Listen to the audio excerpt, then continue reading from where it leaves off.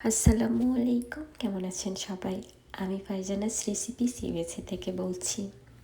আজকে আপনাদেরকে দেখাবো মুচমুচে করলা ফ্রাই। তো এর জন্য আমি প্রথমে 3টা করলা নিয়ে নিয়েছি, ভালোভাবে ধুয়ে গোল গোল করে কেটে নিয়েছি। তারপর পরিমাণ মতো লবণ এবং হলুদ দিয়ে 10 মিনিটের জন্য ঢাকা দিয়েছি। 10 মিনিট হয়ে গেলে আমি 3 বার পানি দিয়ে ধুয়ে নিয়েছি। তারপর আমি চুলায় একটা প্যান বসিয়ে দিয়েছি। প্যানটা গরম হয়ে গেলে এর মধ্যে সামান্য তেল দিয়ে দিব। তেল দিয়ে করলাটা দিয়ে দিব। তারপর নাড়তে হবে।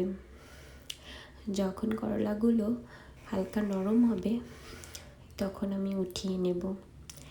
উঠিয়ে নিয়ে ওই তেলের মধ্যে আরেকটু তেল দিয়ে আমি পেঁয়াজ দিয়ে দিব।